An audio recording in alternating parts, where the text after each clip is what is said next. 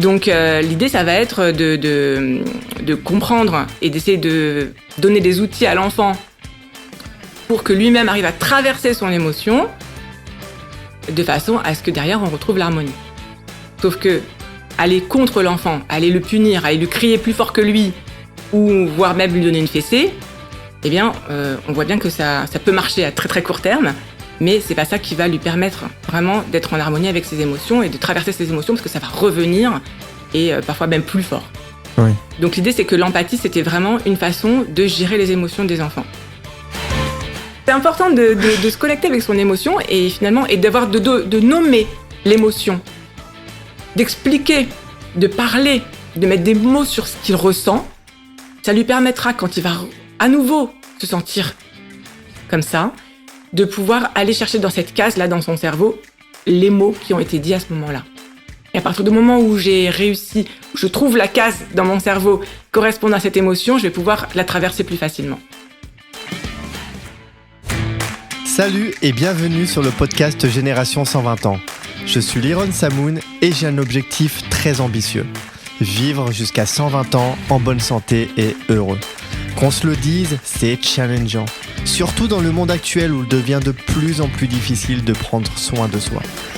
C'est pour cela que je vous propose qu'on parte à la rencontre, ensemble, de personnes intéressantes qui ont des choses à nous apprendre pour vivre au maximum de son potentiel en bonne santé, et ce sur différents plans. Au niveau de son mental, de son corps, de son environnement et de ses relations sociales. Génération 120 ans est une émission destinée aux personnes ouvertes d'esprit, curieuses et désireuses de vivre leur vie au plus haut niveau de leur potentiel.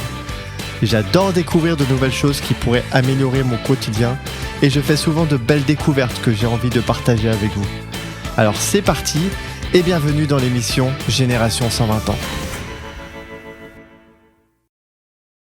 Alors bonjour, je suis avec Chava Kassabi. Je suis vraiment très ravi de t'avoir avec moi pour ce podcast de Génération 120 ans. On va parler ensemble d'éducation positive et plus particulièrement d'empathie. C'est quelque chose qui me tient particulièrement à cœur, et de toute façon les relations sociales, l'éducation positive rentre dans la thématique des relations sociales, et c'est quelque chose d'important, surtout l'empathie.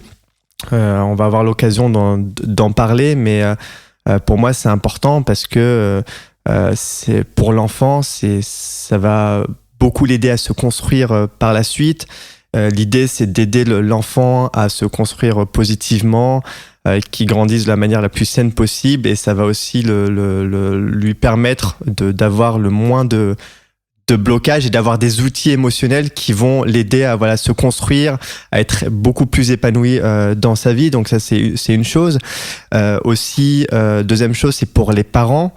Les parents, j'ai l'impression, je suis pas encore parent, j'ai pas d'enfant encore, mais j'imagine que la fierté d'un parent, c'est de voir des enfants épanouis qui se construisent et être serein par rapport à ça. Et du coup, l'empathie, c'est un outil qui va aider à être dans cette dynamique-là, et qui va aider aussi les parents à se sentir beaucoup plus sereins par rapport à la construction de leurs enfants. Et troisième raison que je vois aussi, c'est l'empathie, c'est la base des relations sociales. Si on va avoir des relations sociales qui soient saines, qui soient positives, on est obligé d'avoir un minimum d'empathie. On ne peut pas avoir des relations satisfaisantes, des relations non toxiques si on n'a pas un petit peu d'empathie. Et puis l'empathie aussi, ça encourage la tolérance, l'acceptance, etc. Bref, c'est un outil qui a l'air assez puissant. J'ai pas mal quand même de questions. J'ai envie qu'on comprenne un peu tout ça ensemble.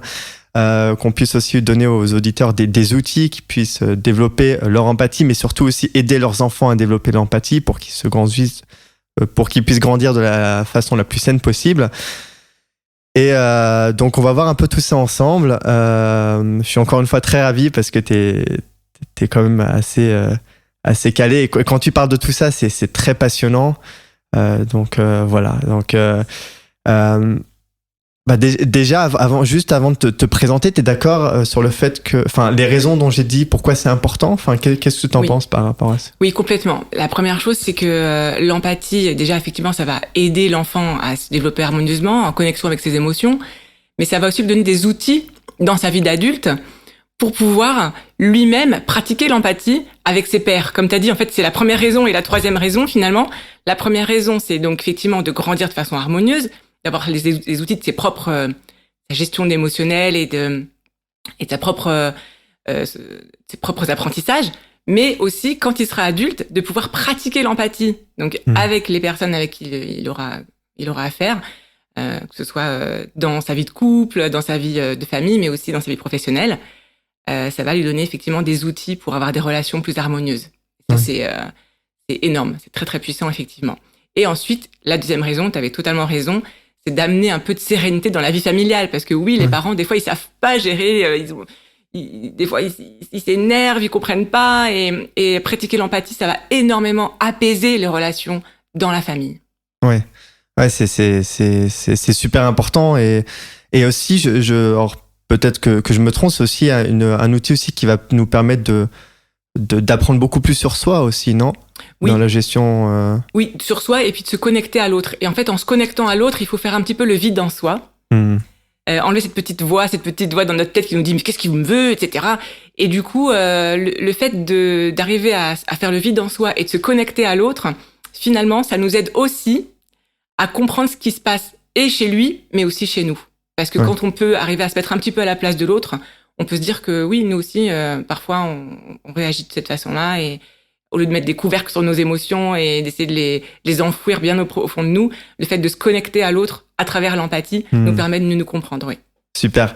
Parce que j'ai l'impression que l'empathie, on l'utilise quand même assez souvent, mais qu'on ne sait pas réellement ce que c'est l'empathie au plus profond de soi. Enfin, peut-être on a l'impression d'être empathique alors qu'on ne l'est pas du tout. Oui, on verra ça peut-être on va en discuter un peu plus tard. Mais on croit qu'on fait de l'empathie, parfois on n'est pas si empathique que ça. Et puis, et finalement, tu dis qu'on l'utilise pas mal, mais non. Donc, ça c'est clair et net. Non. Donc une bonne leçon aujourd'hui, comme ça vous allez devenir des super personnes empathiques et pas antipathiques, empathiques. On a tous du travail à faire là-dessus. On a tous du travail. Vraiment. Ouais. Ok, super. Donc super pour cette petite intro. Juste avant de rentrer dans le vif du sujet, est-ce que tu pourrais te présenter aux auditeurs et dire qui tu es et comment t'es arrivé aussi à là, parce que j'imagine c'est pas quelque chose qui se fait du jour au lendemain. Et il y a peut-être eu un cheminement, donc... Alors, ça s'est presque fait du jour au lendemain, en fait. Alors, aujourd'hui, je suis outilleuse de parents. C'est-à-dire que je fais des ateliers, des conférences, et j'accompagne des parents en leur donnant des outils de communication avec leurs enfants, pour qu'ils puissent justement amener un petit peu d'apaisement et d'harmonie dans leur relation familiale. Ça, c'est la première chose. Et puis, aider leurs enfants à développer une bonne estime d'eux-mêmes et à se développer harmonieusement, effectivement, aussi. Donc, on traite plein de sujets, c'est-à-dire à la fois la gestion des émotions, mais aussi le cadre, les punitions, et puis tout ce qui est attrait à l'estime de soi, avec comment on critique, comment on complimente. Il y a aussi une façon de complimenter qui sera efficace. Comment on développe l'amour de soi. Et puis, parce que parfois, juste dire je t'aime, c'est pas suffisant. En tout cas, parfois, on le dit pas dans les bonnes façons, de façon maladroite. Et puis, les étiquettes, tout ce qui est lié aux étiquettes et qui détruit totalement l'estime de soi. Donc voilà, un petit peu le panel de sujets que j'aborde dans mes accompagnements. Alors, comment j'en suis venue à ce métier ? Eh bien, tout simplement, moi, à la base, je suis ingénieure, donc rien ne me prédestinait à ça. En revanche, j'ai toujours voulu avoir une grande famille. Et j'imaginais la famille un peu à la Blanche-Neige, avec tous ces petits nains autour d'elle qui racontent des histoires magnifiques, et tout le monde est heureux. Et puis, quand je me suis retrouvée avec 3 petits... l'aîné avait, l'aîné avait 4 ans et demi, ensuite 3 ans, ensuite 1 an, donc 3 tout petits, et que je m'en sortais pas, et que c'était des cris et des punitions, et surtout ma deuxième qui, à l'âge de 3 ans, presque m'insultait avec ses petits mots d'enfant, mais et me tapait, et je savais plus comment réagir, et c'était beaucoup de lutte de pouvoir. Donc tu t'es sentie j'ai le mot en anglais, mais dépassée. Totalement dépassée, démunie, et je l'enfermais dans sa chambre et je tenais la poignée pour pas qu'elle sorte. Et je me disais mais c'est pas ça que je veux être. C'était très intuitif finalement tes réactions. C'était des réactions liées à ma propre éducation, parce que finalement on reproduit le modèle familial. Et puis le modèle sociétal aussi, c'est si l'enfant ne respecte pas, commence à faire des siennes, eh bien on doit le faire obéir à tout prix. Voilà, c'est beaucoup de lutte de pouvoir en fait. Et ça, c'est très lié à la fois à notre propre éducation, mais aussi au modèle que la société nous renvoie. Sauf que c'était pas ça que je voulais. C'est pas cette relation-là que je voulais avec mes enfants. Et je me suis dit, mais si à 3 ans, j'ai cette relation-là avec ma fille, ça va être quoi l'adolescence? Bonne chance. Donc là, j'ai pris peur et je suis tombée par hasard, en faisant la queue à la boulangerie, sur une annonce pour des ateliers de parentalité bienveillante. Et j'ai dit, je n'ai rien à perdre, j'ai tout à gagner, je ne m'en sors plus, je suis désespérée et ce n'est pas ça que je veux être. C'est pas cette mère-là que je veux être, je veux pas être une sorcière. Ouais, parce que t'avais quand même cette impression que t'étais... t'avais pas forcément un bon comportement vis-à-vis de... T'avais quand même eu cette conscience. Je me disais que cette façon d'avoir cette lutte de pouvoir, de punir, etc., et de crier, d'être à bout, je me disais, mais il y a forcément une façon de faire, c'est pas possible d'avoir une relation comme ça avec ses enfants. Donc intuitivement, je me disais que c'était pas la bonne façon, mais je n'avais pas les bons outils. Okay. J'avais pas d'autres outils, du tout. Et c'est pour ça que je jette la pierre à personne quand j'ai des parents en atelier. Je leur dis pas, vous faites mal ou machin, juste vous faites avec les outils que vous avez. Et c'est pour ça que je suis là pour vous outiller. Ok, ça marche. Donc, je suis tombée sur ces ateliers de parentalité bienveillante. Et là, ma vie a changé. J'ai découvert l'empathie. Ok. C'est la première chose que t'as en... C'était les premiers ateliers. Okay. Voilà, quasiment le premier. Premier outil, l'empathie. Et là, ma vie a changé. Et là, tu t'es dit, waouh. Tu dis... C'est-à-dire, je me suis dit, ah ouais, intéressant. Mais après...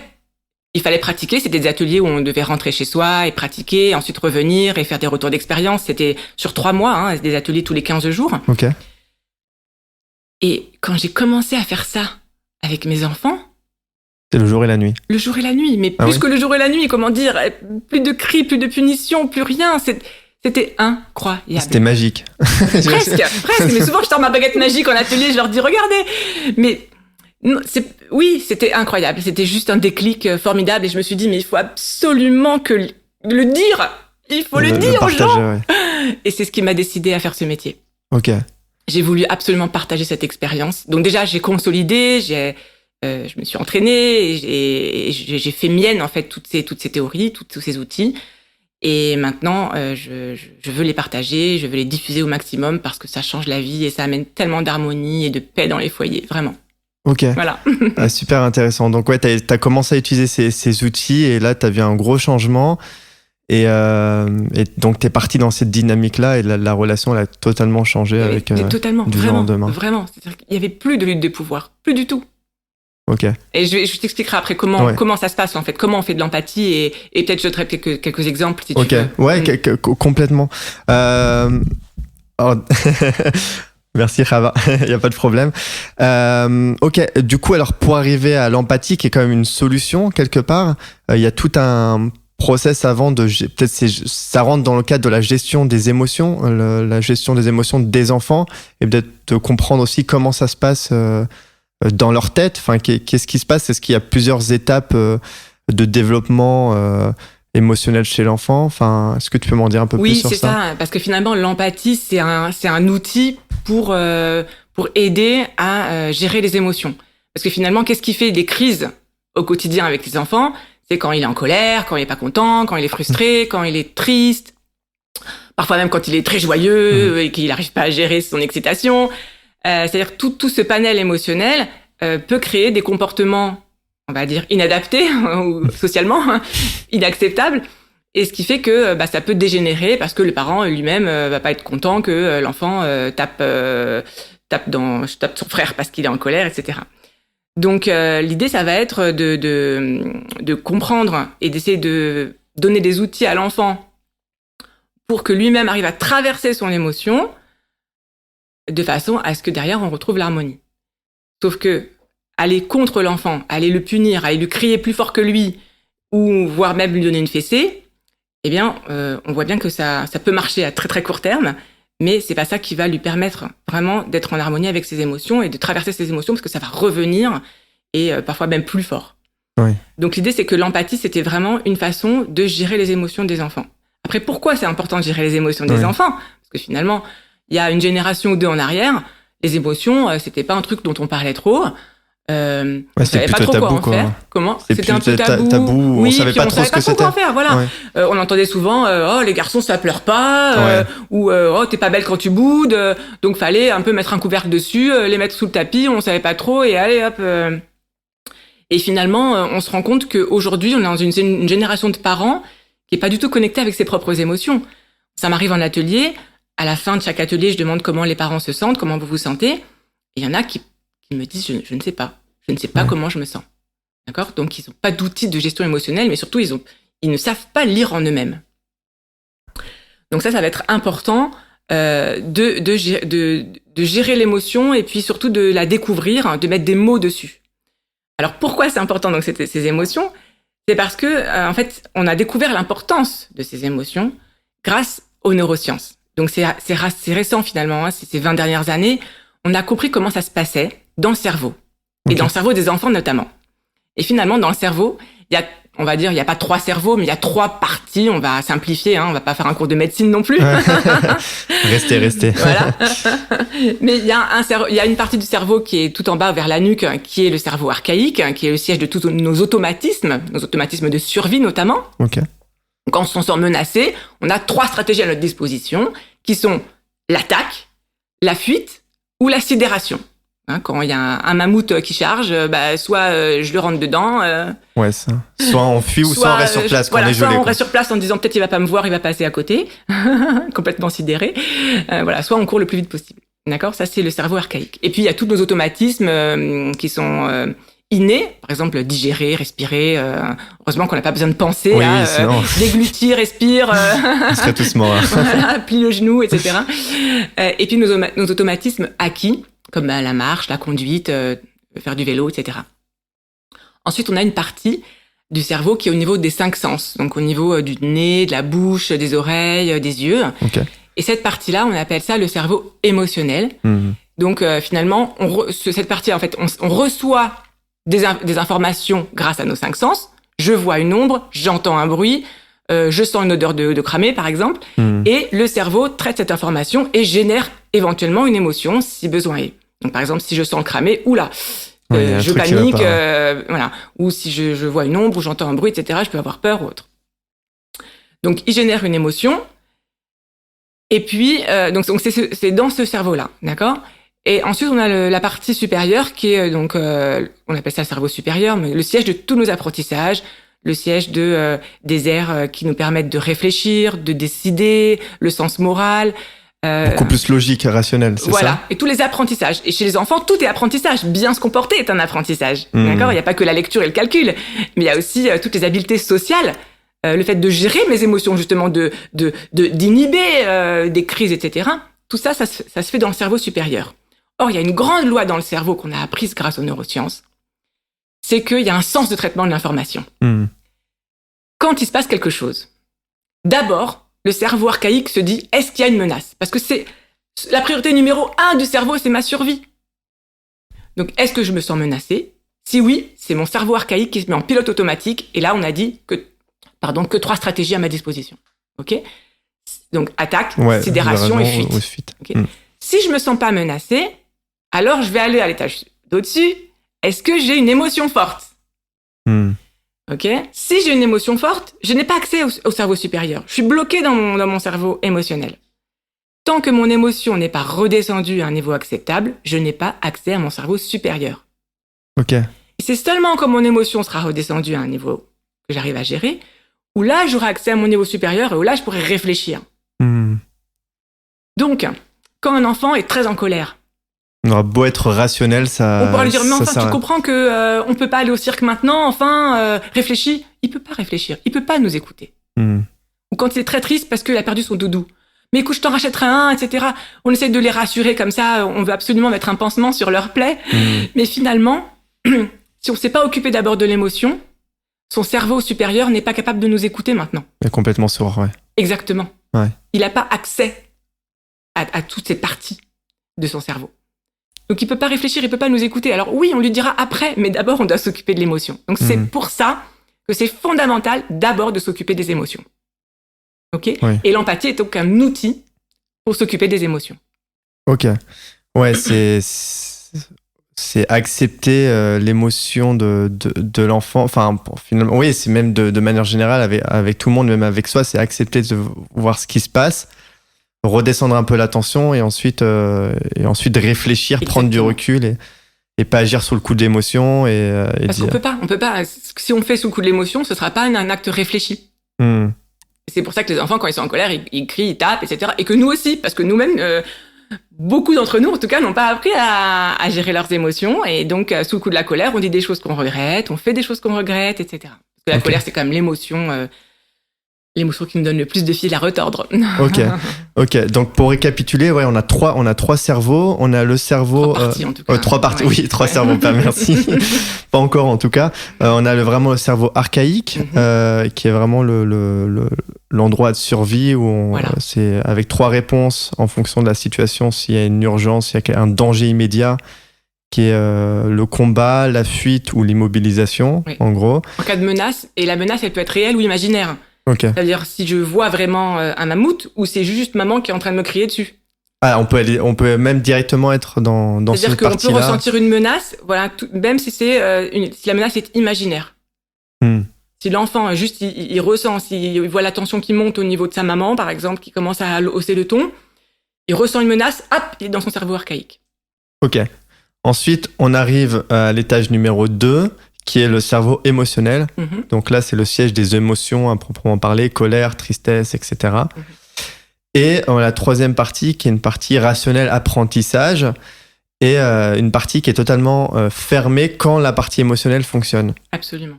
Enfin, fonctionne quand elle est quand elle est active. Elle est super active. Ouais. Elle est super active. Et mais quand on est un enfant, tu dis, on a quasiment pas le cerveau, on va dire rationnel. Il est presque entre guillemets vide. Enfin, j'aime pas trop ce mot, mais il est en construction. Il est en construction. Donc il y a plein d'aires, donc notamment par exemple l'inhibition ou la gestion des émotions, ces aires-là sont en construction. Donc c'est à nous de lui donner des outils pour gérer ses émotions parce qu'il les a pas de lui-même. D'accord ? Et ces outils-là, ils vont être hyper précieux parce qu'à l'âge adulte, après, il pourra les utiliser pour gérer ses propres émotions. Et si on lui a pas donné ces outils-là quand il était enfant, à l'âge adulte, il n'aura pas d'outils de gestion émotionnelle. Et c'est comme ça qu'on voit des adultes qui sont intolérants à la frustration ou qui se mettent dans des états pas possibles ou qui n'arrivent pas à sortir de leur tristesse et de leur état dépressif, par exemple, parce que voilà, il y a pas eu de construction de ces aires-là de gestion des émotions. Ce qu'on appelle l'intelligence émotionnelle, c'est très à la mode en ce moment, mais c'est parce que c'est très utile. Et donc, pour beaucoup, c'est l'empathie, en fait, le point de départ, vraiment le point de départ. Alors oui, effectivement, l'empathie. Alors comment ça se passe l'empathie, si on peut on peut donner une définition. L'empathie, c'est l'idée, ça va être de se mettre à la place de l'autre. Ça paraît tout simple comme ça, mais si je te montre un 6 par exemple, toi tu vois un 6, mais moi quand je retourne la feuille et que je la regarde, je vois un 9. Oui. Et toi tu vois un 6. Mais moi je vois un 6. Voilà, donc on peut s'écharper, sauf qu'on a tous les deux raison. Moi, de mon point de vue, je vois un 9. Toi, de ton point de vue, tu vois un 6. Et l'empathie, c'est de se dire, ah oui, en fait, attends, je vais me mettre à ta place, je vais m'asseoir sur ta chaise, et si je m'assois sur ta chaise, effectivement, je vois un 6. Mais je sais que sur ma chaise, moi, de mon point de vue, je vois un 9. Mais j'ai compris qu'effectivement, de ton point de vue, tu pouvais voir un 6. C'est ça, l'empathie, en fait. Se mettre à la place de l'autre, être dans les chaussures de l'autre. Tout en sachant que moi, à ma place, je sais... C'est-à-dire que j'ai mon propre prisme, mais je comprends que avec ta façon de voir, à ta place, tu peux ressentir ça, tu peux voir ça. Une autre réalité que la mienne. C'est laisser de la place à l'autre. Exactement. C'est-à-dire comprendre que lui, il puisse être dans un autre état émotionnel, dans une autre vérité finalement. Il n'y a pas qu'une seule vérité. Ok. Alors, peut-être que si je prends est-ce que c'est pareil que la compassion ? Est-ce qu'il y a une différence avec la compassion ? Finalement, on rentre dedans. Je te donne un exemple. Je connais une personne qui, je comprends pas, qui va me parler super mal. Je comprends vraiment pas. Je tombe bouche bée. Et moi, ça me provoque énormément d'émotions négatives, peut-être de la colère, peut-être de la tristesse, j'en sais rien. Et à partir de ce moment-là, j'ai 2 choix de réponse. Donc la première, c'est pourquoi tu parles comme ça ? Et là, on part dans une escalade émotionnelle. Ou deuxième choix, c'est se dire ok, je fais une pause, je stoppe, je vois ce qui se passe en moi, je réfléchis et je me rappelle que peut-être cette personne, en fait, elle est en train de vivre des problèmes, elle a des complications, peut-être, je sais pas, dans sa famille, ses amis, bref, peu importe. Elle vit quelque chose de difficile, en tout cas, elle a une situation de vie difficile. Et donc là, je me dis, finalement, c'est pas personnel, ça vient de son côté, elle a des difficultés, donc je peux comprendre sa réaction. Et je pense que déjà, ça va m'apaiser et on va pouvoir peut-être entamer éventuellement un dialogue avec cette personne-là. Donc là, ce que je viens de faire, parce que là, c'est de l'empathie, c'est de la compassion, sinon c'est... En fait, la compassion, oui, ça s'apparente beaucoup à l'empathie, mais on va dire que c'est plus dans les émotions de tristesse, tu vois, finalement. Ok. C'est rare d'avoir de la compassion pour quelqu'un qui est très en colère. Ou alors, mais c'est vrai que ça s'apparente, hein. Là où il faut pas confondre, c'est entre l'empathie et la sympathie. Okay. La sympathie, c'est souffrir avec. Donc, par exemple, quelqu'un qui va être très triste, très déçu. Là, je prends encore l'exemple d'un enfant, mais un enfant qui revient hyper déçu parce qu'il n'a pas été invité à l'anniversaire de sa copine ou je sais pas quoi. Et là, la maman qui se met à être sympathique, ça va être une maman qui va avoir une réaction du style: oh là là, ma pauvre, mais c'est pas possible, mais comment tu vas faire, t'auras jamais d'amis, mais tu vas voir, moi je vais lui écrire à sa maman, je vais lui envoyer un mail et je vais lui dire que c'est inadmissible, qu'elle t'ait pas invitée, etc. Et donc on se met dans un état émotionnel proche de la résonance, finalement. C'est un peu comme si votre enfant était au fond du trou et vous descendez dans le trou avec lui. Donc c'est une forme d'empathie, on est vraiment proche de... Alors là, on souffre avec. Ouais. Ça peut peut-être l'aider un petit peu, l'enfant, mais à un moment donné, lui, il va sortir de son émotion, il va sortir du trou, puis vous allez y rester. Et donc, vous aurez des personnes, en fait. Vous aurez aidé un petit peu l'enfant, mais vous serez resté au fond du trou. Alors que l'empathie, si vous voulez, vous restez en haut du trou et vous tendez l'échelle. Vous envoyez votre cœur pour comprendre ce qui se passe et vous envoyez ensuite une échelle. L'idée, c'est pas de descendre au fond du trou avec l'enfant parce que finalement, vous allez pas forcément l'aider de la meilleure façon qui soit. D'accord ? Okay. C'est la différence entre la sympathie, où vraiment c'est souffrir avec et rentrer tellement en résonance que l'émotion, elle s'est propagée en vous. Et du coup, vous serez moins aidant. Vous aurez moins la capacité d'aider parce que... Pourtant, ça semble tellement... ça semble intuitif, en fait, de faire ça. On va justement... cette différence empathie-sympathie, je comprends bien. Mais c'est vrai qu'on se dit, finalement, c'est bien ce que je fais. J'essaie de comprendre ce qui se passe. Je vais l'aider. Je vais absolument l'aider, le conseiller. Et on se dit, c'est un bon rôle, quoi. Mais c'est un piège. C'est un piège. Parce que finalement, l'empathie, je vais vous donner un autre exemple où vous allez vraiment comprendre la différence. Par exemple, mon fils de 2 ans qui me pique mon portable. Et donc, je lui dis, ah non, t'as pas le droit de prendre mon portable. Vous voulez voir un petit dessin animé. Donc, je lui prends le portable. Et donc, il pleure. Et là, je vais lui dire, là, je vais vraiment être empathique dans le sens où j'avais vraiment envie de prendre mon portable. T'avais trop envie quand t'as vu le portable, tu voulais trop voir ton petit Choupi, ton petit dessin animé. T'adores regarder Choupi à 7h du matin en prenant ton petit déjeuner. C'est ça que t'aimes. C'est-à-dire que je me suis connectée à lui, à son émotion, tout en restant moi à ma place. Sauf que maman, elle a besoin de savoir que son portable est en sécurité et il est pas entre tes mains. Maman est pas d'accord, en tout cas je ne suis pas d'accord, que tu prennes mon portable. Il y a des heures pour regarder Choupi et aujourd'hui, maintenant, c'est pas l'heure pour regarder Choupi. Mais je comprends que t'as super envie. Et c'est difficile pour toi parce que t'es un petit enfant et que les petits enfants, ils ont des désirs très très forts. Et quand t'as vu le téléphone, t'as eu trop envie de le prendre. Donc en gros, je t'en veux pas. Je suis pas en train de me dire, mais dis donc, t'as encore pris mon téléphone, je t'avais dit non. D'accord ? On peut aussi rentrer dans la lutte de pouvoir comme ça et essayer de le faire plier, entre guillemets. Mais là, on s'est pas connecté à son émotion. Et le fait de lui dire, t'avais trop envie de prendre le téléphone. Et là, il me dit, oui. Il se sent compris, il se sent entendu. Alors que si je lui étais rentré dedans en lui disant « Rends-moi mon téléphone, tu sais que c'est interdit de prendre mon téléphone de maman, nanana !»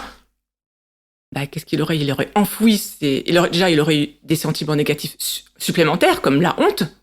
Oui. D'accord ? Il se serait senti penaud, etc. Et il aurait enfoui tout ça en lui, parce que maman l'aurait juste... Et 10 ans plus tard, tu te souviens quand tu m'as mal parlé avec le téléphone ? Et je suis même pas sûre qu'il s'en souvienne, mais par contre, il aura tellement intégré ça... que ça ressort en tant qu'adulte après avec ses propres enfants ou avec un conjoint qui va le contrarier, par exemple, ou lui arracher un truc des mains. Et d'un coup, comme un espèce de déclic... Ça va lui rappeler, ça va le ramener à ce moment-là. Exactement, consciemment ou non. Et il va se mettre à être hyper agressif. Et alors là, le conjoint va peut-être pas comprendre, mais qu'est-ce qui te prend Ça va, je t'ai juste pris ton téléphone, qu'est-ce que t'as? Il va peut-être pas comprendre parce qu'il aura pas eu cette connexion avec lui-même, mais ça va lui ramener à ce moment difficile qu'il aurait pu avoir avec sa mère qui lui prend le téléphone en l'enguirlandant, quoi. T'as dit cette réponse de manière tellement naturelle, ça a l'air tellement simple, mais en fait c'est tellement compliqué. Oui, l'empathie c'est un autre genre on dirait langage. que c'est ouais, j'ai dit mais ouais c'est beau, mais on dirait que c'est tellement naturel, mais en fait c'est pas du tout intuitif quoi. Non, malheureusement. Et pourquoi c'est pas intuitif? C'est pas que c'est pas intuitif, parce que les petits enfants. Mais parce que oui, c'est ce que j'allais te dire normalement. Est-ce qu'on est empathique? Ils sont naturellement empathiques. Ouais, on est naturellement empathique. Oui. C'est-à-dire quand ils voient quelqu'un pleurer, ils pleurent, ils ont envie de pleurer eux-mêmes, ils sont tristes pour l'autre parfois.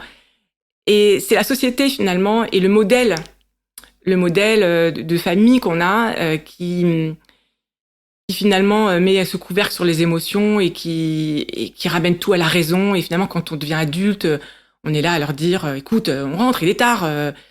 J'avais encore l'exemple il y a pas longtemps où la petite fille joue avec mon fils et le papa a dit allez, il faut rentrer. La petite fille dit non, je veux rester encore. Et là, il lui a dit mais il est tard. C'était sa raison à lui. Et moi, je lui ai dit j'avais trop envie de rester, hein. Ça veut pas dire que je vais dire oui, il va rester. Oui, mais tu vas dans son sens. D'abord, c'est ça l'empathie. J'accueille son émotion. Elle a le droit de se sentir comme ça. J'accueille son émotion. T'as pas envie de partir, t'avais envie de jouer, t'aurais voulu rester. Et alors là, avec l'imaginaire, on peut leur donner encore plein de choses.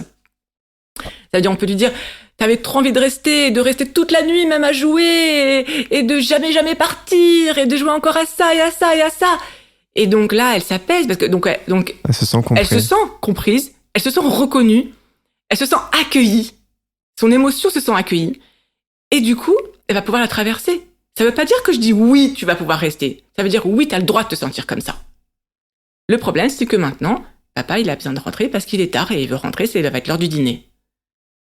Mais c'est seulement parce que l'émotion a pu redescendre parce qu'elle a été accueillie que le papa va pouvoir lui dire maintenant il est tard, parce que il est tard, c'est le cerveau supérieur.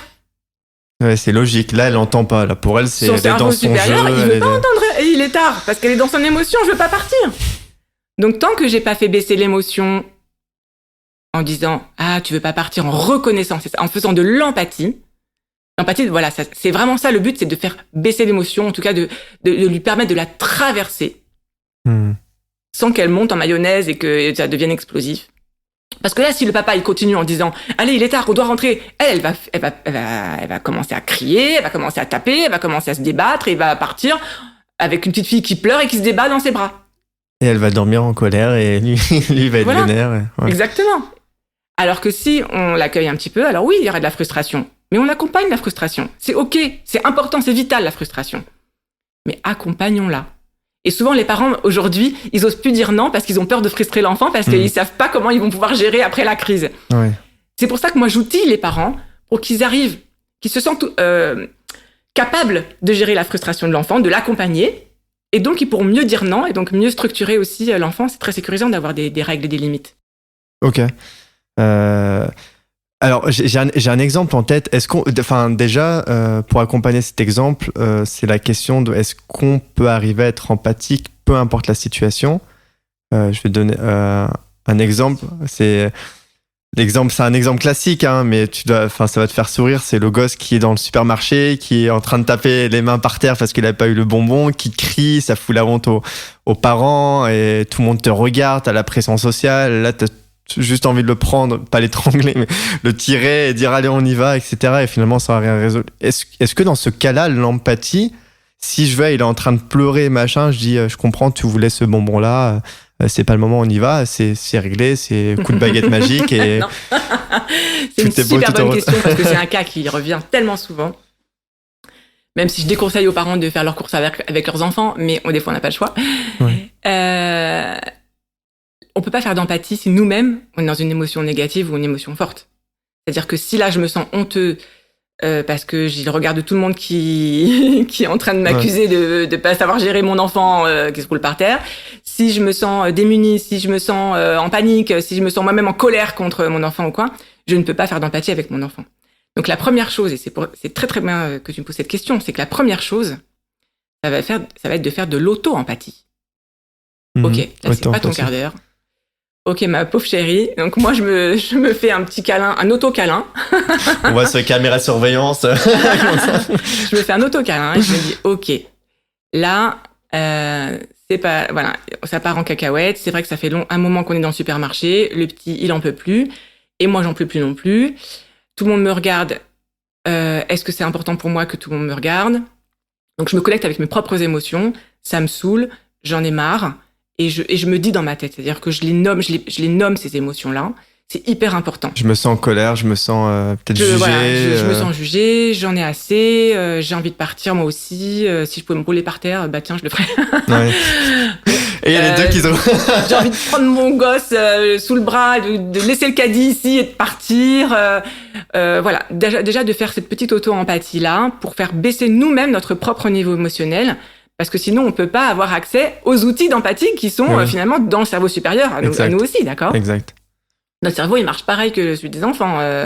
Notre cerveau supérieur, il est censé être fini, mais ce système de dire quand je suis dans une émotion forte, j'ai pas accès à mon cerveau supérieur, ça c'est pour les adultes pareil. Hein, c'est pour ça que quelqu'un qui est en colère, il va dire des choses qu'il regrette parce qu'il a pas réfléchi à ce qu'il dit, d'accord? Parce qu'il est pas dans son cerveau supérieur. Exact. Donc, je suis dans le supermarché, j'ai cette crise là, mon enfant qui se roule par terre parce qu'il veut ce bonbon que je lui ai refusé. D'abord, moi-même, je fais l'auto-empathie. Je me parle à moi-même, je nomme mes émotions. Et la première étape, effectivement, dans l'empathie, c'est le silence. Comme je le disais tout à l'heure, le silence, ça veut dire faire silence en soi. Une fois que j'ai apaisé, moi, ma propre émotion, et se dire, OK, maintenant, je me connecte à l'émotion de mon enfant. Parce que si j'ai pas fait taire cette petite voix qui dit, oh, tout le monde me regarde, oh là là, mais j'en ai marre, mais on est en retard, mais ceci, mais la caisse, et machin, et tout le monde attend, et... Bon, du coup, c'est se poser, rentrer pas en méditation, mais peut-être fermer les yeux, respirer. Et... C'est ça. Ça va être interminable quand même. Parce qu'il y a mais non, en fait, ça se passe très vite finalement. Très vite, ouais, c'est une histoire de 2-3 minutes. Hein. Okay. Là, ça a l'air long parce qu'on explique, mais finalement, c'est un processus qui... Et plus on le fait souvent... Ouais, plus c'est un réflexe. Et plus ça devient un réflexe, effectivement. Hein. Donc, se dire, OK, maintenant, je me connecte avec mon enfant. Je vois qu'il fait une crise. Effectivement, c'est long pour lui. Effectivement, il a toutes sortes de sollicitations. Effectivement, il y a des génies du marketing qui ont mis des bonbons à la caisse. Là où l'enfant et la maman n'en peuvent plus. Ouais. Et c'est justement là où l'enfant, il va vouloir y réclamer et que la maman, elle va dire oui parce qu'elle n'en peut plus et qu'elle veut absolument pas une crise, justement. L'étape finale. Exactement. Ça, c'est les génies du marketing. Ils sont intelligents. Ouais. Mais ça fait derrière des crises. C'est dur pour lui, etc., etc. Donc, soit on se dit, OK, j'accepte de lui acheter son bonbon, mais je suis même pas sûre que ça le calme de suite. Soit une fois que j'ai fait ça, que je me suis connectée à lui, je peux venir lui dire, c'est long pour toi, t'en as marre. Déjà, le laisser un peu se calmer, parce qu'il fait sa crise, on peut pas non plus, quand il est en train de hurler, essayer de lui dire, t'en as marre, hein. Calme-toi. Mais entre deux sanglots, un moment quand on peut retrouver ne serait-ce qu'une demi-seconde de parole, juste lui dire, t'en as marre. Je comprends. C'est dur. Et pas je comprends du psy, pas le ah oui, je comprends, mais bon, faut y aller. Non, c'est dur. T'avais trop envie de ce bonbon. Et t'en as marre parce que tu vois tout plein de bonbons juste c'est au niveau de tes yeux dans les rayons. Et tu vois plein de choses depuis tout à l'heure qui te font envie et maman elle te dit non à chaque fois. Et donc là maintenant t'en as marre d'entendre des noms. T'aimerais bien que maman elle te dise oui à ce bonbon. En plus celui-là c'est le chocobon là, celui qui fond dans la bouche avec du chocolat au lait et ce goût que t'aimes. C'est marrant, j'ai l'impression d'être à la place du gosse. Oui, c'est ça. C'est ça, c'est dur, c'est dur pour toi. Et les parents parfois me regardent et me disent mais t'es folle, tu rajoutes de l'huile sur le feu en fait. T'es en train d'accentuer finalement son désir. Non, juste tu lui donnes le droit de se sentir comme il se sent. Et il va se sentir compris. Alors que si tu lui dis non mais écoute, de toute façon maman elle a pas d'argent et puis là il faut se dépêcher et puis on est en retard et puis ça suffit, ça fait 10 fois que tu me demandes un bonbon, quand je te dis non c'est non. Ça l'aide pas. Alors que si je te dis tu vois ce bonbon là qui te tourne dans la bouche c'est ce que tu préfères et puis t'aimes bien, je vais te dérouler le papier et puis des fois il y a une petite blague à l'intérieur et tout. Bah ouais, je comprends chérie. C'est vrai que c'est difficile. Déjà là il se sent mieux. C'est vrai que c'est difficile. Est-ce que ça t'aiderait si on allait vite à la caisse? Ou est-ce que tu voudrais autre chose? Est-ce que tu voudrais choisir le parfum des yaourts? Là, on va vite faire les yaourts et ensuite on va à la caisse. Est-ce que tu voudrais choisir le parfum des yaourts? Et donc ensuite, on va pouvoir orienter son attention sur autre chose. Mais d'abord, on lui a permis de se sentir comme il se sent. Mhm. Comme disait Chaim Ginott, c'est un grand pédopsychiatre américain qui est à la base en fait, de tous ces ateliers de communication bienveillante. C'est lui qui a écrit Between Parents. Oui, Between Parents and Child, ouais. que je conseille, qui est en français. Oui, entre parents et enfants. Entre parents et enfants. Un livre formidable. Il dit « Toutes les émotions sont acceptables, mais tous les comportements ne le sont pas. » D'accord ? T'as le droit d'être en colère, t'as pas le droit de taper ta sœur. D'accord ? C'est typiquement cet exemple-là. T'as le droit d'avoir envie de ce bonbon. T'as le droit d'en avoir marre. Ça fait 2 heures. T'as le droit d'envie de le tuer, mais ne le fais pas. Exactement. Voilà. Donc je vais dire, j'ai envie de le tuer. Bon, je vais pas le faire. mais je comprends que t'as envie d'étrangler bien comme il faut. Il faut tes yeux qui sortent. C'est important de se connecter avec son émotion et finalement de nommer l'émotion, d'expliquer, de parler, de mettre des mots sur ce qu'il ressent. Ça lui permettra, quand il va à nouveau se sentir comme ça, de pouvoir aller chercher dans cette case-là, dans son cerveau, les mots qui ont été dits à ce moment-là. Et à partir du moment où j'ai réussi, où je trouve la case dans mon cerveau correspondant à cette émotion, je vais pouvoir la traverser plus facilement. Alors, mais ça, j'ai envie de te dire, du coup, il faut que le parent il ait un vocabulaire émotionnel assez riche. Parce que quoi, on va dire tristesse, colère, joie, mais en fait, il y a beaucoup plus d'émotions que ça. T'es contrarié, ça te saoule, c'est difficile pour toi. Oui, après, il y a plein de ressources sur Internet où on trouve tout un panel d'émotions. Et c'est intéressant avec les enfants d'avoir parfois une feuille, un émotiomètre, une feuille ou une roue des émotions avec plein d'émotions. Après, on peut en avoir 5, 6, 10. Et dire là, comment tu te sens ? Et il met la petite flèche. C'est bien de le faire un petit peu à froid. Et puis, pour chaque émotion, on va dire primaire, donc on a joie, dégoût, colère, tristesse. Il y a aussi la honte. Je sais pas si tu connais le film Vice Versa. Ah oui, elle est magnifique ce film. Il est extraordinaire. Ouais, je le conseille. Donc là, on a aussi les émotions de base. Et pour chaque émotion de base, d'avoir aussi ce qu'on appelle l'émotiomètre, c'est-à-dire t'en es où dans ton émotion ? Est-ce que t'es incontrôlable ou est-ce que t'es ça commence à poindre son nez et il faudrait que je fasse quelque chose. Et du coup, à froid, on peut aussi essayer d'élaborer des techniques, des moyens de revenir à un état acceptable. Par exemple, le coussin de la colère ou un endroit où je vais pouvoir taper des pieds. Des choses. Il y a plein de petites stratégies que je donne dans l'atelier où l'enfant il va pouvoir aller chercher ces stratégies-là, pour traverser son émotion de façon acceptable. Un coin dans sa chambre ou un coin dans la maison où dire là tu peux te défouler là. Voilà, un coin de retour au calme, le coussin de la colère où il peut taper dedans, souffler dans une paille aussi, parce que ça permet de respirer. C'est intéressant ça. Voilà, sauter les pieds joints. Parce que, en fait, la colère, c'est une énergie. C'est une énergie qui doit sortir. Donc lui dire calme-toi, ça sert à rien. Ça c'est pire ça. C'est comme si on lui disait arrête de digérer, en fait, il peut pas.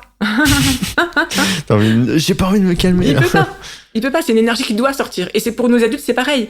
Et pour qu'elle sorte, il faut il y a certains moyens. Donc ça peut être sauter, lancer les bras en l'air, respirer ou souffler fort dans une paille. La respiration, ça c'est une technique extraordinaire, respirer sur 5 temps, aller et retour, comme ça pendant 3 minutes, c'est ce qu'on appelle des exercices de cohérence cardiaque. Cohérence cardiaque. Voilà. Ça pour les adultes et pour les enfants, parce que je dis aussi pour les parents qui sont en colère. Un parent qui est en colère, il peut aussi aller respirer et ensuite pouvoir gérer son émotion. Petite parenthèse, cohérence cardiaque, du coup, c'est on inspire pendant 5 secondes, on expire pendant 5 secondes, tout ça pendant 3, 4, 5 minutes. Ouais. Ok. Et ça, franchement, ça devrait être remboursé par la Sécu. Tellement c'est extraordinaire. Ça fait baisser tout de suite la pression émotionnelle, ça fait tout de suite baisser le niveau de cortisol dans le corps, etc., que ce soit pour l'enfant ou pour le parent. Donc, lui apprendre à respirer dans les moments calmes, pour que dans les moments pas calmes ou les moments d'émotion intense, il puisse avoir recours à ces outils-là. Parce qu'on peut pas découvrir un outil quand il est dans son émotion intense, parce qu'on a dit qu'il a pas accès à son cerveau supérieur. Donc c'est dans les moments calmes, l'histoire du soir, à travers des petits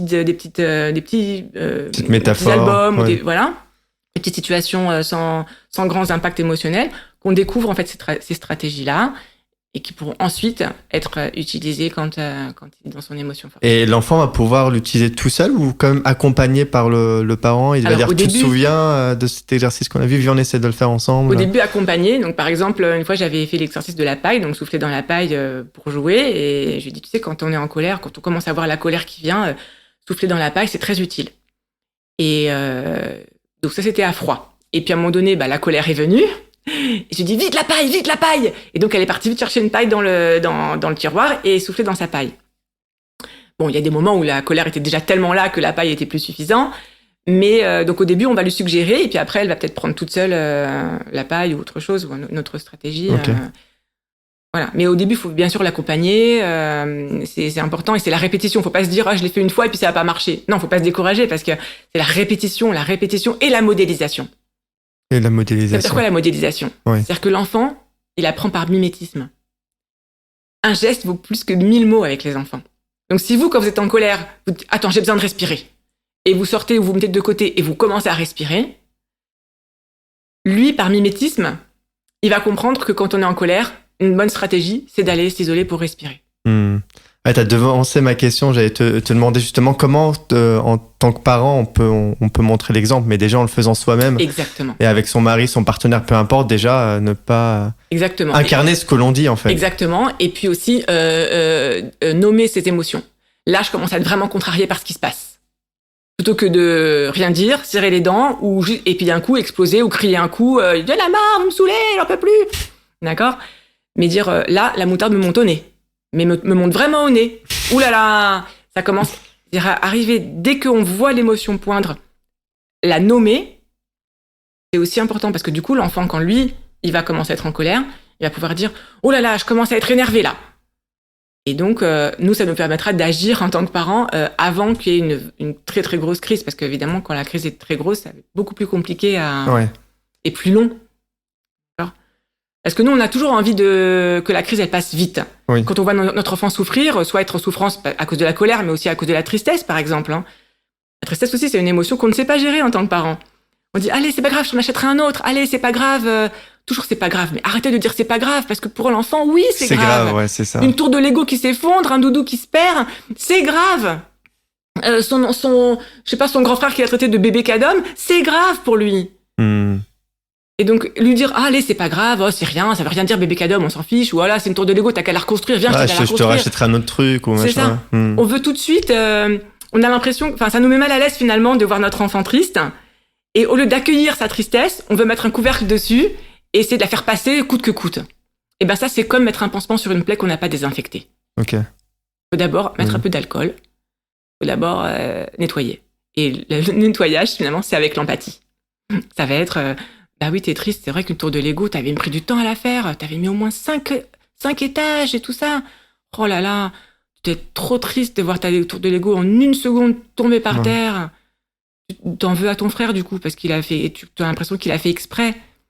C'est vrai que et plutôt que de dire, ouais, ton frère est pas gentil, etc., non, de dire, pour toi, c'est dur de voir ta tour de Lego par terre parce que t'avais pris du temps à la faire. Il allait dire, oui, c'est ça, exactement. Exactement. Et après, il ira mieux, finalement. Et après, on pourra lui dire, et là, c'est l'échelle qu'on lui tend maintenant. Qu'est-ce qui pourrait t'aider maintenant ? Est-ce que tu voudrais que je t'aide à la reconstruire ? Est-ce que tu veux qu'on en fasse une encore plus haute ? Mais ça, on peut le dire que quand on a accueilli d'abord et que le niveau émotionnel est descendu. Donc, une fois qu'on a fait baisser le niveau émotionnel, donc c'est la dernière partie de l'empathie, finalement, ça va être maintenant de quoi tu as besoin ? Qu'est-ce qui pourrait t'aider ? Avec les petits, on peut suggérer des choses, et avec les plus grands, et des fois, ils nous épatent avec leurs solutions. Qu'est-ce qui pourrait t'aider ? Est-ce que tu veux qu'on te rachète un nouveau doudou ? Est-ce que tu veux que je te prête un t-shirt à moi qui a mon odeur ? Des choses comme ça. C'est laisser l'enfant finalement proposer sans forcément conseiller. On peut peut-être conseiller, mais voilà, c'est le libre arbitre de choisir ce qu'il a envie, quoi. Voilà. Et ça lui laisse un pouvoir de décision. Voilà, c'est la question ouverte. Après, je propose des choses, mais je suis ouverte à ce que toi tu pourrais proposer et on va voir qu'est-ce qu'on peut faire ensemble. Donc ça veut dire tu es maître finalement des outils que tu peux proposer aussi. Ok. Donc, pour récapituler, c'est 3 étapes, c'est ça ? Le premier, c'est l'auto-empathie ? Ou alors, l'auto-empathie et le silence, en fait. L'auto-empathie, c'est même presque c'est avant la première étape. Ok. C'est s'il y a besoin, parce que parfois, on n'a pas besoin. On n'est pas dans une émotion tellement forte. On est trop fort, on s'appelle Rava, direct. Non, mais par exemple, si l'enfant est très très triste, nous, on n'est pas spécialement dans une émotion négative. C'est-à-dire que... Oui. D'accord ? Donc, avant la première étape, c'est l'auto-empathie, oui. Ok. Donc, avant première étape, auto-empathie, c'est silence. Silence. Ensuite, reconnaître l'émotion. Voilà. Chez l'enfant, l'accueil, peut-être essayer de comprendre ce qui se passe et paraphraser un peu son ressenti et jusqu'à ce qu'on obtienne un oui, un exactement, oui c'est ça. Ou même parfois il va nous dire non c'est pas ça. Et donc on continue, s'il dit c'est pas ça, alors on cherche jusqu'à ce qu'on, ou pas forcément. On peut, mais l'idée c'est juste qu'ils se sentent compris et apaisés. Ok. On n'est pas là à jouer à Sherlock Holmes, hein, mais l'idée c'est d'essayer de le comprendre.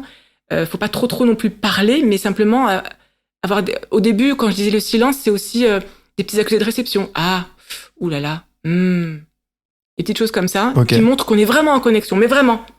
C'est-à-dire moi, les fois où je fais ça, mais que je suis pas connectée et que je fais juste oh là là, dis donc, ils le sentent tout de suite les enfants. Ils le sentent tout de suite. Vraiment. Donc ce silence, avec éventuellement des accus de réception, ensuite nommer l'émotion, l'accueillir. Oh là là, c'est difficile pour se toi. Mettre à son niveau aussi, s'il est par terre, pas rester debout, se mettre accroupi. Absolument. Ok. Donc c'est difficile pour toi. T'as l'air contrarié. D'accord, pas forcément des longues phrases. Ah bah oui, t'es contrarié parce que forcément ça fait 2 heures que t'es dans le magasin et que tu Non. Ils sont endormis le gosse. Bah voilà, bravo. Très bien. C'est pratique aussi. Mais t'as l'air vraiment fâché. Et puis là, il va nous dire oui parce que et souvent ça va libérer sa parole à lui. Plus on parle, moins il parle. D'accord ? Oui. Donc nous on va juste dire un mot, une petite phrase. Oh là là, ça c'est une grosse tristesse.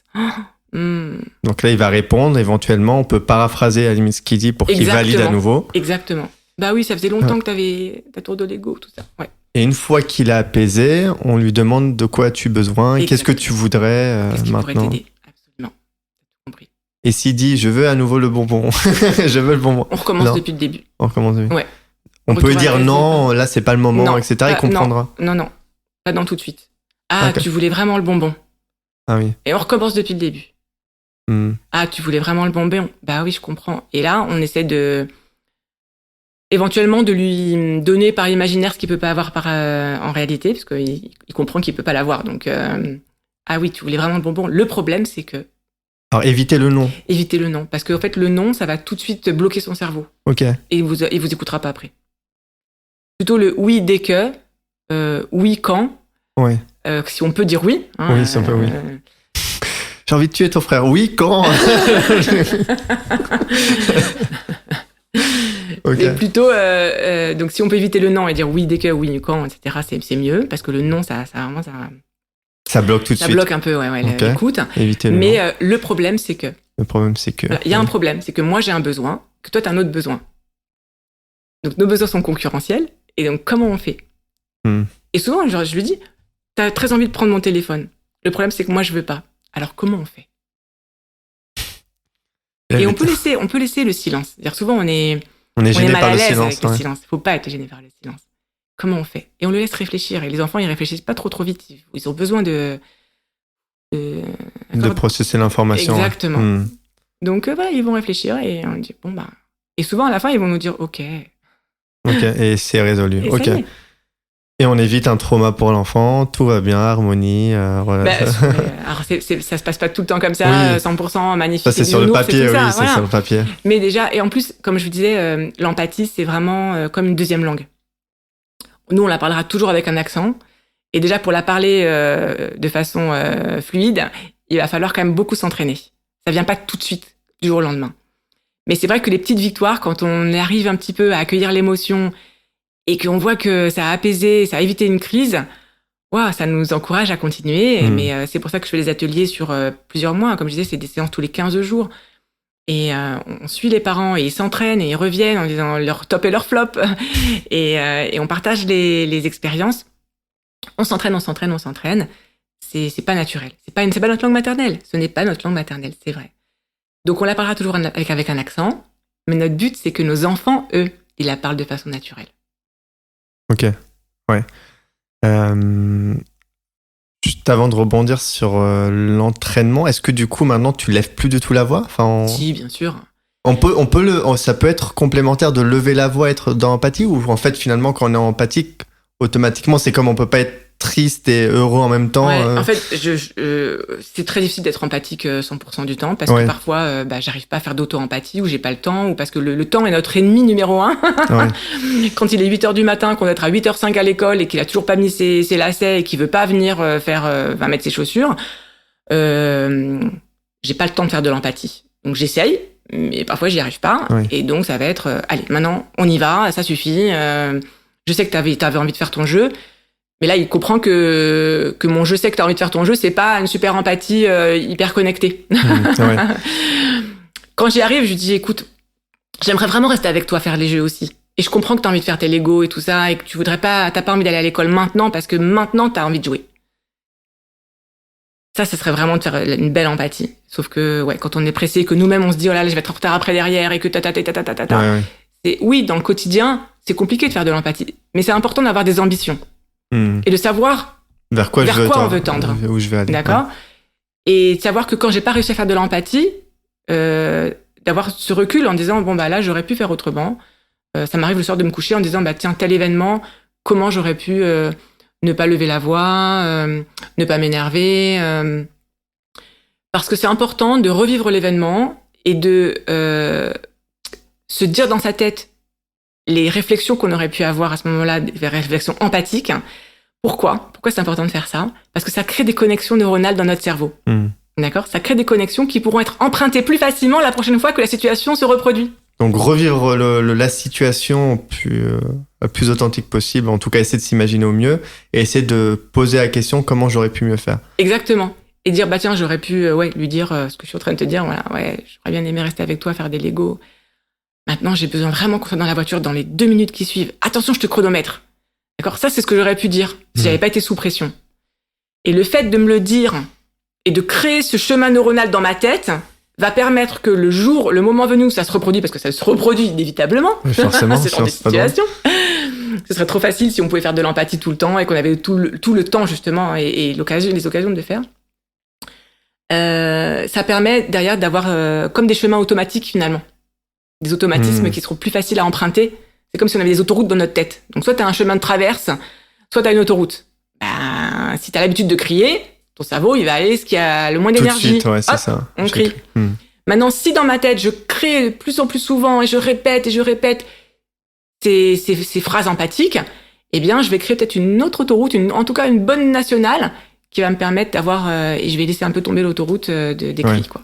Ouais, ça demande du temps et c'est bien ce que tu dis ça, c'est déculpabilisant parce qu'au final, on se dit, il faut que je sois 100% empathique, j'ai pas fait ça, machin, mais en fait, c'est humain, on reste quand même humain, on n'est pas au pays des bisounours, donc on peut avoir des moments où c'est compliqué, mais en tout cas, essayer de garder cette direction, on va tendre vers ça. Essayer de faire peut-être empathie light, au moins c'est toujours mieux que rien. Et puis être dans cette démarche de progression et de réflexion, soit avec soi-même ou même peut-être avec son partenaire et discuter, ok, comment j'aurais pu faire ça, qu'est-ce que tu aurais fait à ma place, etc. Absolument. Ouais. Vraiment déculpabiliser parce que maintenant que vous allez entendre ce podcast, vous allez vous dire, vous allez avoir cette conscience des maladresses que vous avez pu faire ou que vous pourrez encore faire. Et avoir cette conscience, c'est super, mais en même temps, ça peut être très culpabilisant. Donc, utiliser cette conscience de ce que j'ai pu bien faire ou mal faire, j'aime pas dire bien ou mal, mais en tout cas, les maladresses que j'ai pu commettre, pour construire des nouveaux chemins. Plutôt que pour s'apitoyer sur son sort en se disant « Oh là là, mais je suis nul, j'y arriverai jamais, etc. » Non, bien sûr qu'il y a des ratés, et c'est dans l'erreur qu'on se construit. Comme disait Tal Ben-Shahar, apprenez à échouer ou vous échouerez à apprendre. Ouais. Dans les erreurs qu'on se construit, bien sûr. Et justement parce que j'ai foiré à un moment donné que je vais me dire, ah oui, alors comment j'aurais pu faire autrement et voilà. Faut faire cet effort de réflexion quand même. Ça vient pas du jour au lendemain. Voilà, faut pas juste se dire, je suis nul, j'y arriverai jamais. Non, faut se dire, bon, bah là, j'ai pas été au top. Comment j'aurais pu faire? Oui, ça demande de l'énergie quand même. Bah, d'une manière générale, hein, là, c'est éducation positive, mais c'est important de prendre des moments pour réfléchir en fait. Qu'est-ce qui s'est bien passé? Qu'est-ce que je peux mieux faire? Qu'est-ce que je peux apprendre? Et pas forcément pour l'éducation positive. Et c'est une gymnastique de l'esprit parce que en fait, on n'est pas habitué à faire ça. On est ultra connecté. Il y a plein de choses à faire. Dis-moi, Khava, est-ce qu'on peut arriver à être si on n'a jamais été empathique, voilà, l'enfant il a 10 ans, 15 ans, est-ce qu'on peut quand même réussir à renverser la vapeur? Est-ce que t'as vu des changements?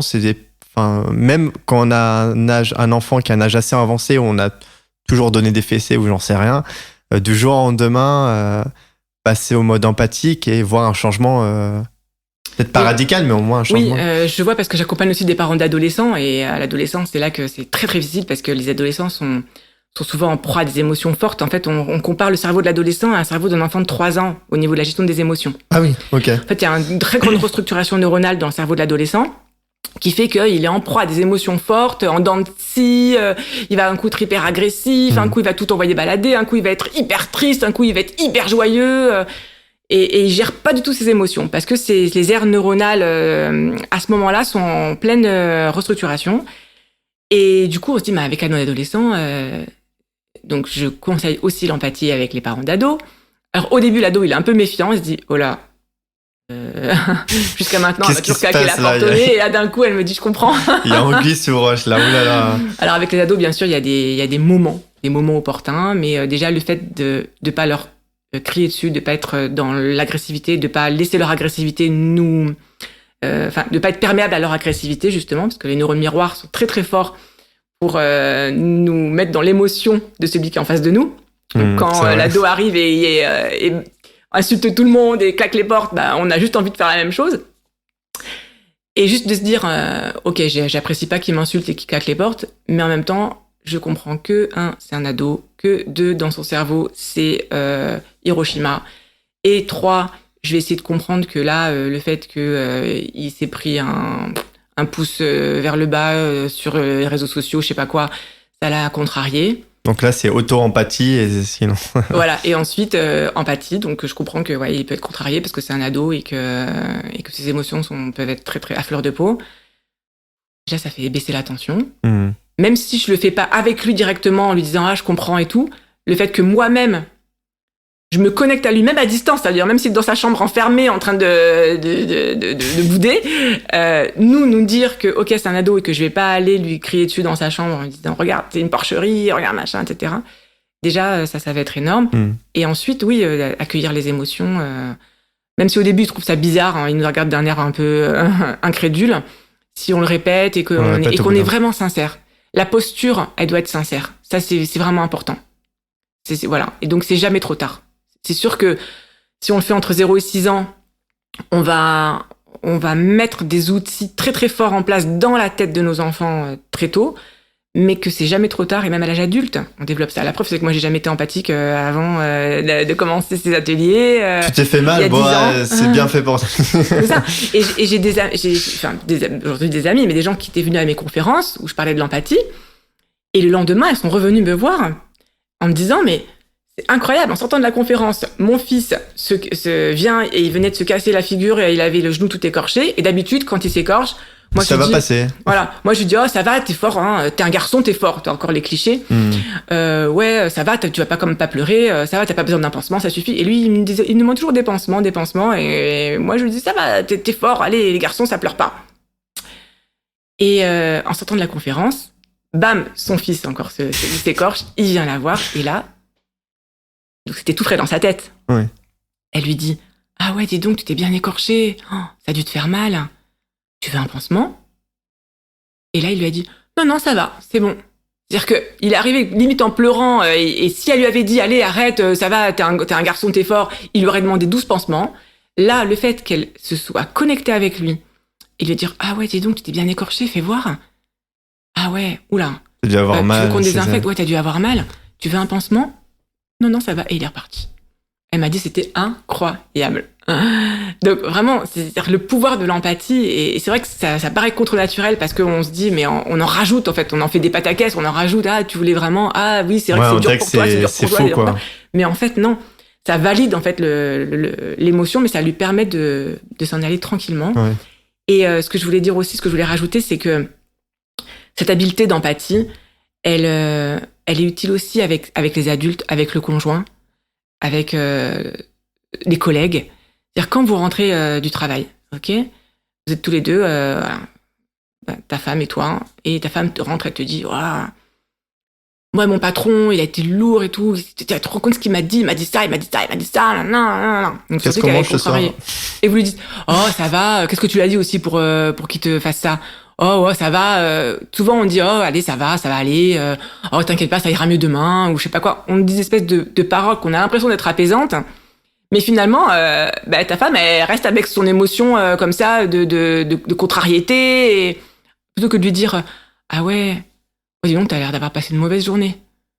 c'est dur pour toi. Tu t'es senti pas respecté, tu t'es senti, je sais pas, t'as l'impression qu'il a fait son petit chef, tu t'es senti comme ci, comme ça, et elle, après, elle va rebondir et elle va sortir d'elle ces mots-là, cette émotion, et hop, après, tu pourras lui demander qu'est-ce que moi je te sors. Mais pas avant, allez, 5 minutes d'effort. Un peu d'empathie avant de lui demander le repas. C'est la récompense. Ah, c'est passionnant, c'est super intéressant. Qu'est-ce que je voulais te demander? Il y a un truc qui me fait peur dans le développement de l'empathie, c'est, je sais pas si tu as forcément une réponse à ça, mais aujourd'hui j'ai l'impression qu'on est une société qui est de plus en plus individualiste, et il y a le fléau par exemple des écrans, des téléphones, etc. Et j'ai l'impression, corrige-moi si je me trompe, que ça coupe énormément le développement de l'empathie quand l'enfant il pleure, on va lui donner le téléphone, ou il passe énormément de temps sur les écrans, sur les choses comme ça. Et moi je me dis, quand j'aurai 2 enfants, comment je vais gérer tout ça en fait? Et donc comment tu fais toi avec est-ce que déjà tu penses que c'est un gros frein à l'empathie? Est-ce qu'il y a des choses qui ont été faites, enfin des études qui ont montré ça, ou en tout cas tu le vois toi auprès des parents que tu accompagnes, et comment tu fais pour gérer ça? Alors, il y a plusieurs choses dans ta question. Oui, je sais. La première chose, c'est quand tu dis, quand il pleure, hop, on lui met vite l'écran dans les mains, effectivement. Mais ça, aujourd'hui, c'est l'écran, mais hier, c'était, je te donne une sucette, je te donne un bonbon, allez, tu te tais, tu arrêtes de pleurer, viens, je te donne un bonbon. Allez, viens, on va prendre un bonbon. Ou je connais aussi des gens qui, quand l'enfant est contrarié, viens, on va t'acheter un truc. Après, ça veut dire ou viens prendre un bonbon, ça veut dire qu'après, à l'âge adulte, quand il va être dans une situation d'une émotion de tristesse ou une émotion désagréable, qu'est-ce qu'il va faire? Il va ouvrir le frigo, ou il va aller faire du shopping. Ça va être ça, sa façon de calmer son émotion, puisque c'est ça, finalement, l'autoroute qu'on a créée dans sa tête. D'accord?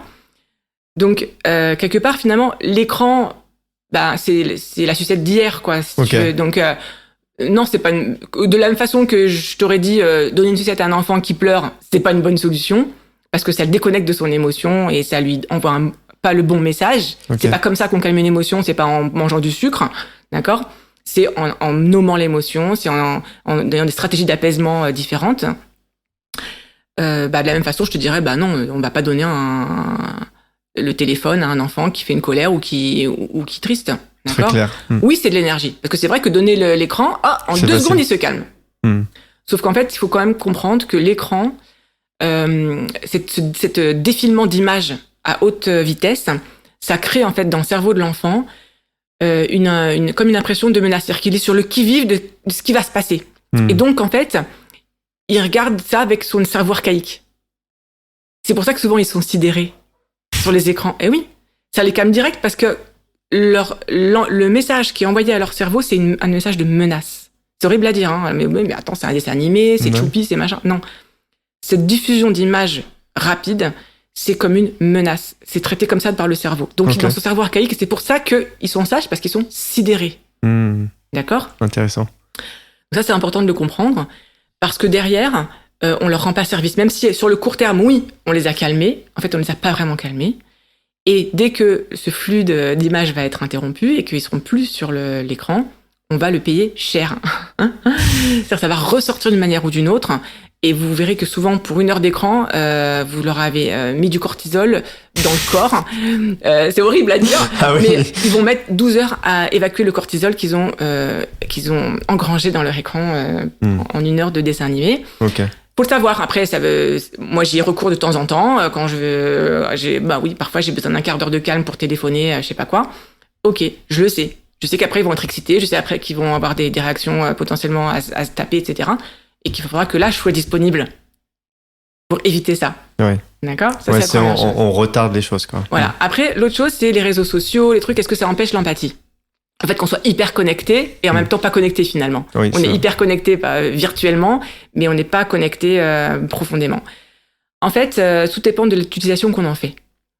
Mais moi, j'arrive à faire de l'empathie à travers des messages WhatsApp, avec des émoticônes. Justement, les émoticônes, je les trouve hyper utiles parce qu'ils nous permettent justement de montrer de l'empathie à travers simplement des petites images et que l'autre se sent ou en tout cas d'exprimer notre émotion. On va mettre l'émoticône qui est un peu contrarié ou qui pleure ou qui est en colère, qui fulmine avec l'espèce de naso voilà.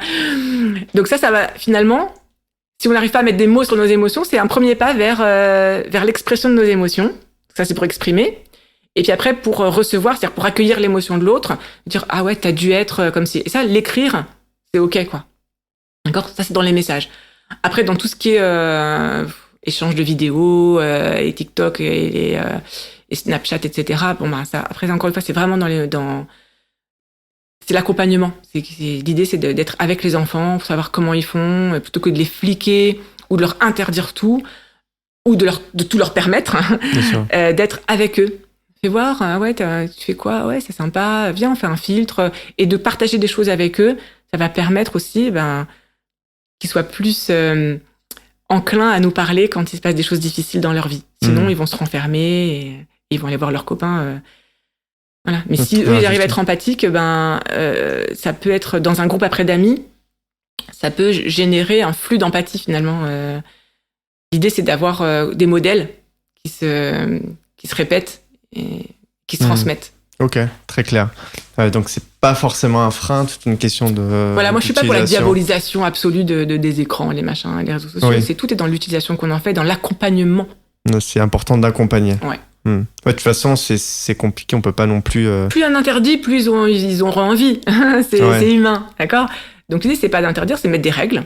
C'est pas tout le temps, c'est à partir d'une certaine heure, on peut plus. Il y a des moments où on est ensemble physiquement et des moments où tu peux être chacun de ton côté.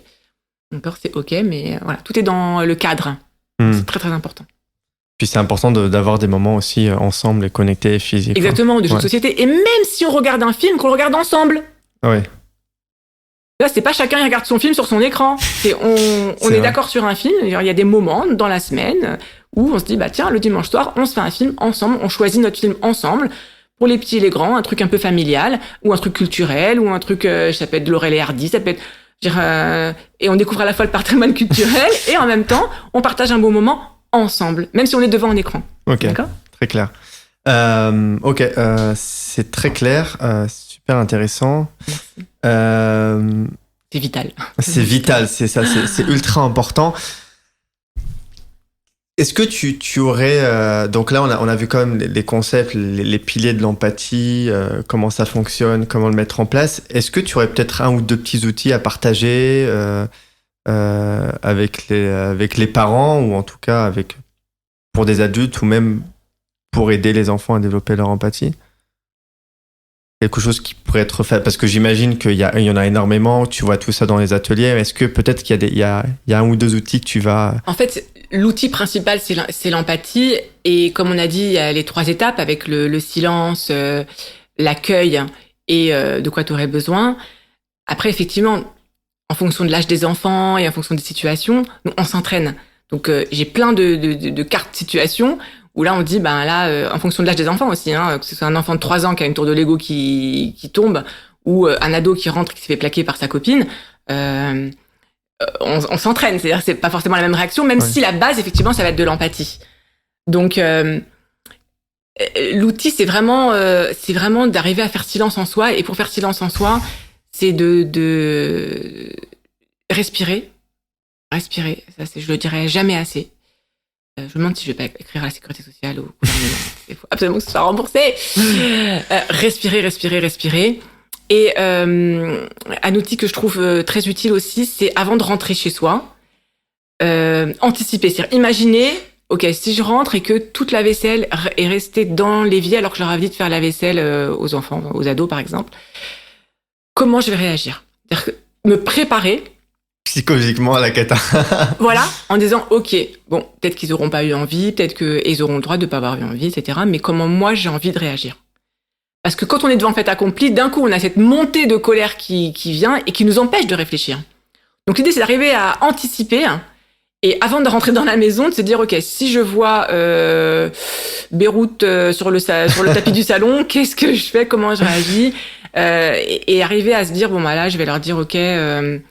vous avez 10 minutes pour ranger, ou est-ce que je fais un ultimatum, est-ce que je fais une menace, est-ce que je leur promets quelque chose, ou est-ce que je rentre sans rien dire et j'accepte Parce que je peux aussi rentrer et dire, ok, je sais que je vais potentiellement trouver la vaisselle sale. Est-ce que j'ai envie de la faire? Et si je la fais de bon cœur et ce sera un acte d'amour. Ouais. Parce que si c'est pas ça, alors je vais peut-être la faire avec une espèce de rage dans le ventre et en me disant, personne ne me respecte ici, il y en a marre, je suis la boniche, et à ce moment-là, c'est pas bon parce que ça, l'émotion va finir par péter à un moment donné ou à un autre et ça va peut-être être un moment où personne va comprendre. C'est au moment de il y a un verre qui se renverse le soir au dîner et là je vais éclater, mais ça serait toute ma colère que j'aurais accumulée. Donc l'idée c'est d'anticiper et de choisir, c'est-à-dire de faire en toute conscience ce que je décide de faire. Okay. Soit je décide de laisser la vaisselle dans l'évier et aller leur demander gentiment en leur disant ce que je ressens. Quand je rentre de la maison et que je vois l'évier dans cet état, franchement ça me fâche. Je comptais sur vous pour la faire. Qui est-ce qui peut me la faire maintenant? Ou est-ce que tu veux la faire maintenant ou dans 1 heure après avoir fini ta série, par exemple? Je dis n'importe quoi, mais oui, l'idée, c'est vraiment de montrer, d'exprimer son besoin et ensuite de mettre l'action dans la main de l'autre. De proposer, de donner un choix pour qu'il soit quand même maître de son action sans qu'on lui dise quoi faire. Il vient faire la vaisselle, maintenant, ça suffit. Non, dire j'ai besoin que la vaisselle soit faite et j'ai pas du tout l'intention de la faire parce que je comptais sur vous pour la faire. Je m'attends à ce que avant le dîner, elle soit faite. Que je puisse refaire le dîner. Oui, encore avec de la vaisselle propre. Très D'accord. Clair. Donc c'est vraiment l'idée, c'est d'anticiper et d'exprimer ses propres émotions. Pardon. Voilà, les outils, c'est surtout la respiration et l'anticipation. Et c'est s'entraîner au maximum finalement au quotidien. Créer des autoroutes dans sa tête. Ayez vraiment dans repartez de ce podcast avec cette idée de l'autoroute dans votre tête. Ouais. Créez des nouvelles autoroutes en vous entraînant à froid. En imaginant toutes les situations inimaginables. Ou une situation qui a explosé. Reimaginez-la-vous là, reprojetez-vous dedans avec des nouvelles réactions. D'accord ? Et si ça se reproduit, même si vous avez répondu qu'à moitié comme vous vouliez, c'est déjà super. Vous avez mis des pavés sur cette route-là. D'accord ? C'est vraiment ça, de créer des autoroutes. Très clair, Chava. Merci beaucoup. Merci à toi. On arrive à la fin de cet épisode. Je pense qu'on a fait un bon tour. Est-ce qu'il y a des choses, des questions que je ne t'ai pas posées, ou en tout cas des choses que tu aurais voulu dire ou tu penses qu'on a fait un bon petit tour? Écoute, ça me vient pas maintenant, mais je pense qu'on a fait quand même un bon tour, un beau tour d'horizon. On a bien rappelé ces étapes-là. On a expliqué comment le cerveau fonctionnait. Et après, ça, c'est des choses qui vont aussi servir dans le domaine des punitions. Bon, peut-être on aura l'occasion de se revoir d'un prochain pour en parler, épisode. voilà. Ouais.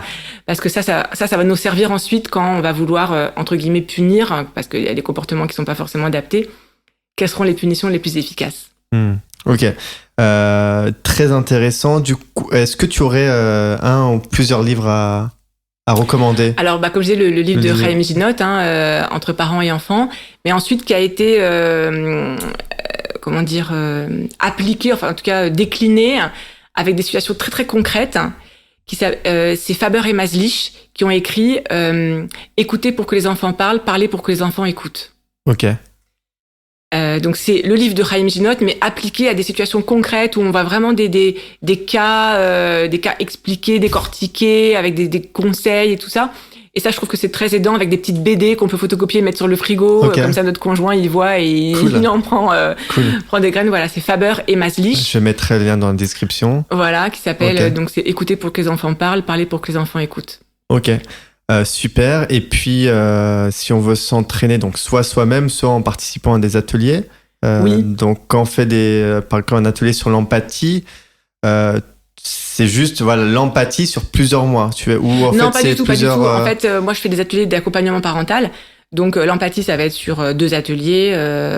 En fait, il y a une partie sur tout ce qui est théorie, le cerveau, pourquoi c'est difficile entre parents et enfants, qu'est-ce qui nous fait déraper, etc., pour qu'on comprenne les causes. Et puis ensuite, il y a un atelier, chaque atelier, c'est à peu près 3 heures, 2h30, 3 heures. Un atelier sur l'empathie, sur la gestion des émotions. Après, il y a un atelier sur le cadre. Après, il y a un atelier sur les punitions.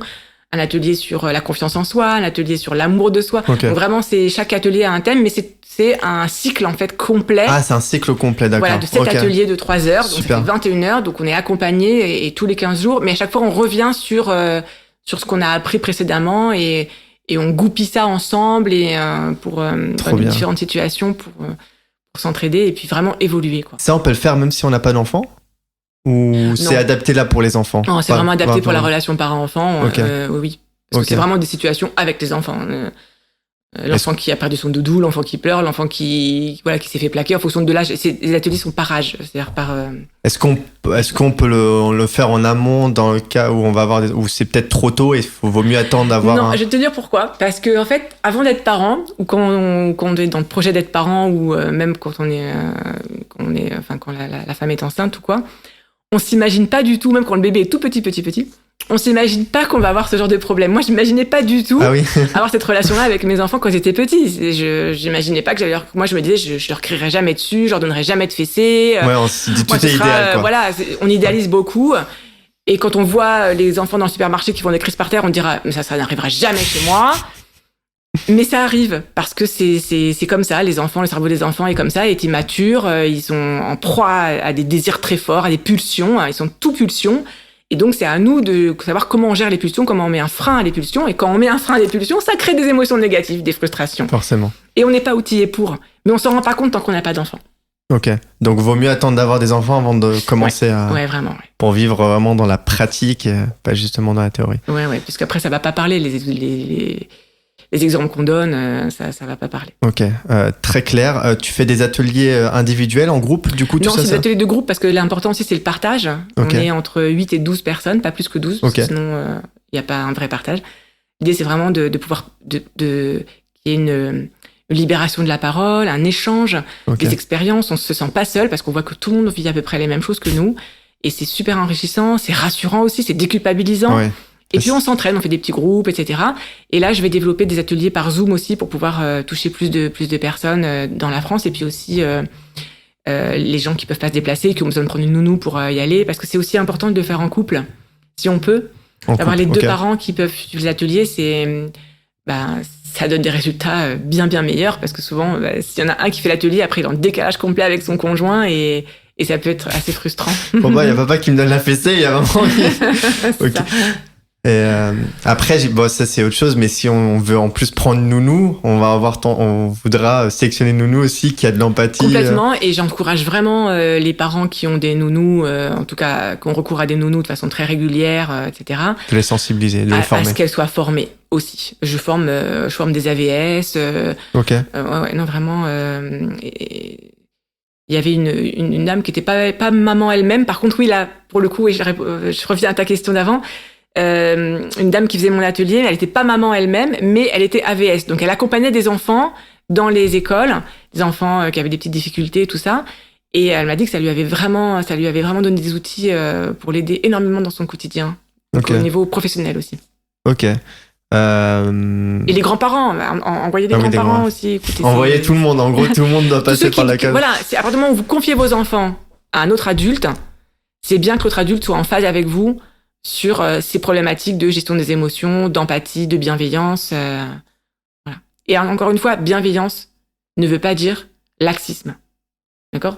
Je comprends que tu as envie de ce bonbon, je vais pas te le donner, mais je comprends que tu as envie. C'est la différence. Oui. Je repense toujours pourquoi j'avais envie de discuter avec toi, parce que t'incarnes vraiment ce que tu dis. Et je me souviens quand il y avait Daniel qui venait, donc Daniel, un des enfants de travail, qui venait en pleurant, etc. Et toi, t'avais dit plus naturellement possible, tu ressens la tristesse, parce que tu as fait ça, etc.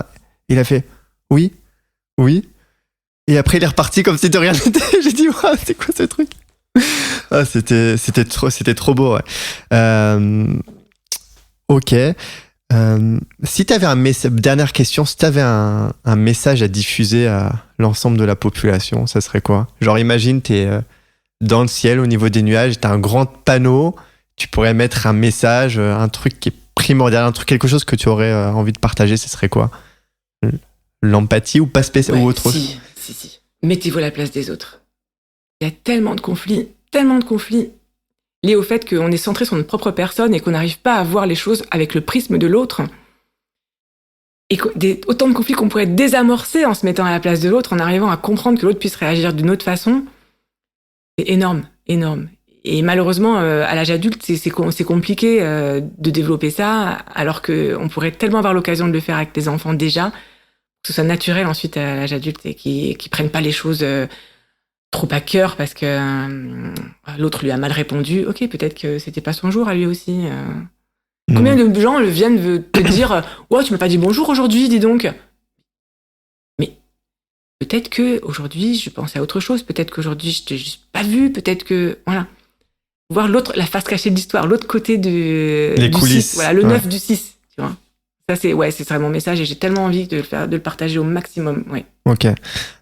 Déjà, si on... Alors, juste avant de clore ce podcast, on peut te suivre quelque part ou comment? Est-ce que tu es présent sur les réseaux sociaux ou alors on te j'ai contacte? J'ai juste une page Facebook qui s'appelle La petite valise du parent. Ok, je mettrai de toute façon le lien. Voilà. Où je poste des petites citations, des petits articles, etc. Et où je mets... Alors, en général, mes ateliers sont complets très vite, donc j'ai même pas le temps d'annoncer mes ateliers. Mais là, avec les ateliers en Zoom, je vais pouvoir faire des inscriptions sur la page. Mais en attendant qu'il y ait ça, vous pouvez toujours me contacter via cette page parce que c'est mon seul moyen. J'ai tellement d'énergie à mettre dans mes ateliers que voilà, les réseaux sociaux... je suis pas trop dedans, mais voilà, juste cette page-là et ça suffit. Ok, c'est des ateliers de combien de personnes? 10, 15 Entre 8 et 12. Entre 8 et 12, ouais, ok. Pas plus, donc ça se remplit très vite. Très clair. Merci Chava, n'hésitez pas à la contacter, à peut-être lui poser des questions, à faire un atelier. Moi en tout cas, ça m'a vraiment donné envie de faire un atelier. Mais bon, je vais attendre d'avoir des enfants, voilà. Non, parce que c'est tellement passionnant, c'est tellement intéressant et on a envie que on a envie d'avoir un monde meilleur et ça passe par un changement personnel, la compréhension de l'autre et avoir beaucoup plus d'harmonie. Et je suis convaincu que l'empathie c'est un outil formidable pour ça. Si cet épisode vous a plu, partagez, contribuez justement à ce partage pour qu'il y ait plus en plus de personnes qui aient conscience de ça. L'importance fondamentale de l'empathie et pour si vous pensez à un ami ou un parent ou peu importe qui est toujours qui a donné à fesser ou qui n'a pas qui se sent débordé, démuni et c'est pas leur faute parce qu'on n'a pas d'outils, on nous a jamais appris et comme tu l'as dit très bien, on reproduit les schémas parentaux, on a l'impression que c'est bien et c'est très dur d'avoir une prise de conscience tout seul. Toi, tu as eu cette prise de conscience et c'est génial. Il y en a qui ont malheureusement pas cette opportunité toute leur vie. Voilà, ils vont avoir l'impression que c'est quelque chose de bien ce qu'ils font alors qu'ils sont à côté de la plaque. Mais c'est pas grave. Il est jamais trop tard pour bien faire.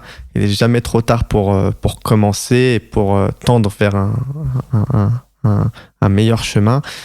Donc, n'hésitez pas à partager ce podcast autour de vous aux personnes qui pourraient en avoir besoin. Je vous encourage à faire des ateliers si vous êtes parent. Je pense que c'est quelque chose de très important. Et puis, écoute, merci Chava pour avoir été présent sur Génération 120. Merci. 120 merci ans. à toi de m'avoir invité. Puis on espère, donc peut-être on aura l'occasion d'aborder d'autres thématiques par la suite. En tout cas, c'était passionnant, très intéressant. J'ai beaucoup appris et j'espère que ça va énormément servir. J'en suis convaincu. Et puis, merci encore et je te dis à très bientôt. Avec plaisir, merci. Super, merci Chava.